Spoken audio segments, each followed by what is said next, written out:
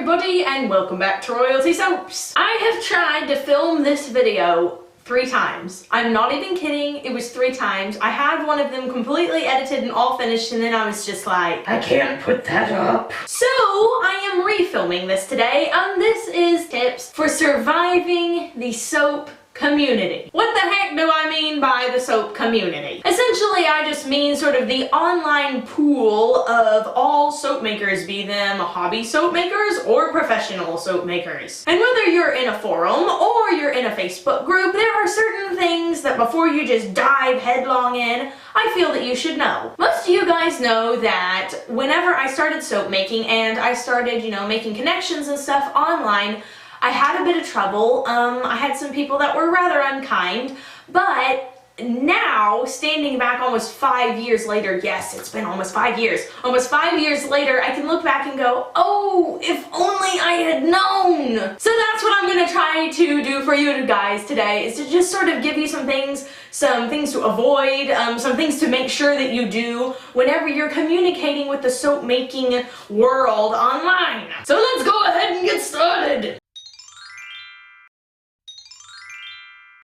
So the biggest mistake that I think I see people making is copying other soap makers. Never do this. Never, ever, ever, ever. Think about it like this. Whoever has made that soap has most likely put a lot of hard effort into it. They're most likely very proud of their creation. After all, aren't you proud of your creation whenever you make soap? And then you go and you copy. But when people copy you, it's almost cheapening the artwork that you have worked so hard to create. And while I know sometimes this is completely unavoidable, let's say somebody made a soap back in, 2011 that happened to be a pink, blue, and yellow swirl. And then you create one now that happens to be a pink, blue, and yellow swirl. Obviously, that's an accident. There's only so many swirls and things that you can put in a soap. There's only so many colors you can use, only so many color combinations. And as we go on through time, there's obviously going to be some repeats. But that's not what we're talking about. We're talking about purposefully viewing other people's soaps. I really just kind of messed up that word purposefully, didn't I? Oh well, moving along. And then doing your very best to imitate it. I like the idea of imitation being the highest form of flattery.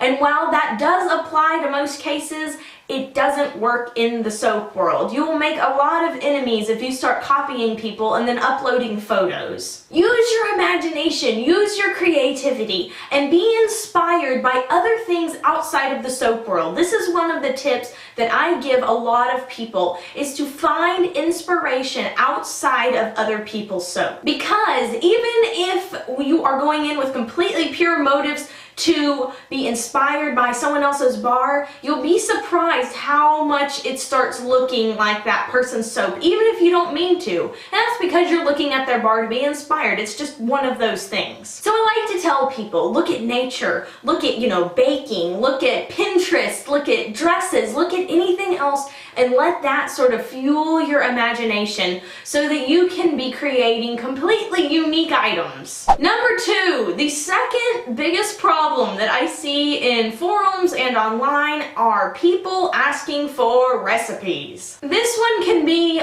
a major irritation to people that have been in the soap making world for a long time.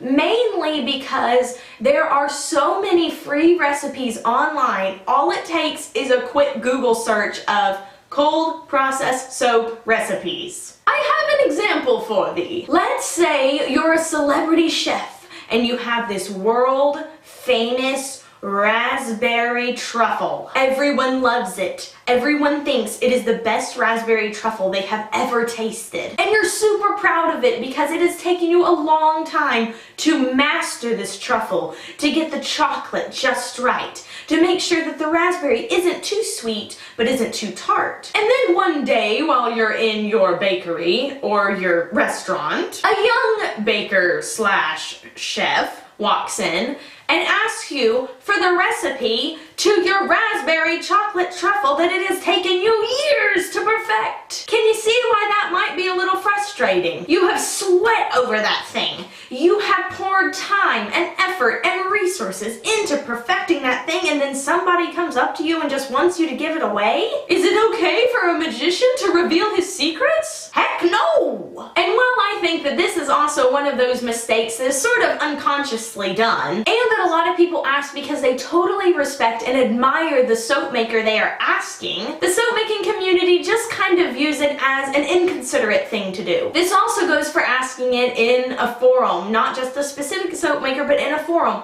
Once again, what is everyone going to tell you? Are they going to tell you their own recipe? Probably not. So they're probably just going to do what you could have done yourself and Google it and send you some recipes from Soap Queen or Soaping 101 or one of the various other resources on the internet that you're perfectly capable of looking up. So if you're trying to stay on everyone's good side and you're trying to not be offensive, go ahead and just Google that yourself so that other people don't have to do it, and so that we don't, clog up people's news feeds with questions that have already been asked. And that's the third thing. I just kind of zoomed right into the third thing.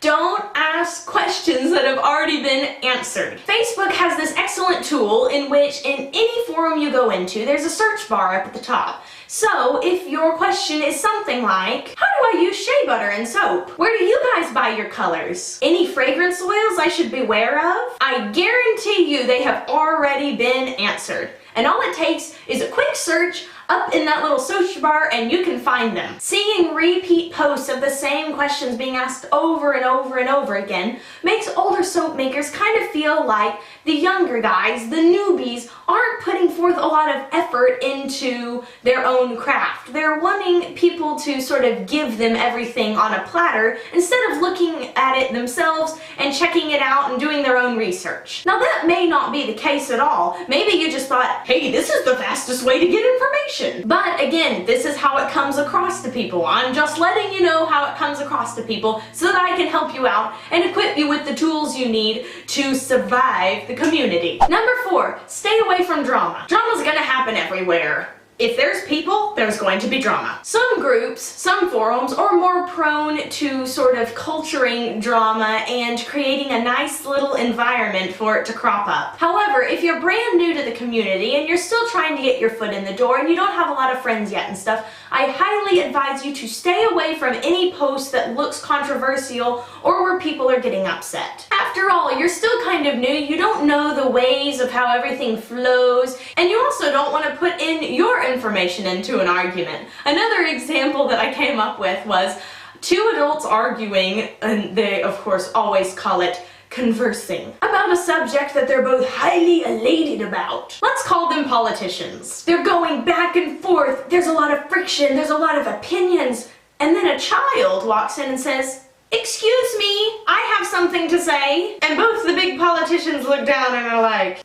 really? That's sort of what it feels like when you have a brand new soap maker or a brand new hobbyist or whatever come into a group and then start spouting opinions when they haven't really been there long enough to form them. So for your own good, if you see drama, if you see friction, if you see claws coming out, just run away. Just run away, you'll thank me later. Number 5. Stay away from trigger subjects. These come up in most forums, these come up in most Facebook groups. There will just be that one person who accidentally drops a match on an entire bale of hay. And I think oftentimes they don't know they've done it, because I see it a lot. They'll just start a thread like, what do you think about palm oil and how it has an effect on the environment? Whoa! And then it's like dropping an atomic bomb in the middle of Manhattan. And everyone starts posting and commenting and pointing fingers and you don't want to be the one to start that sort of conversation, believe me, especially when you're just getting started.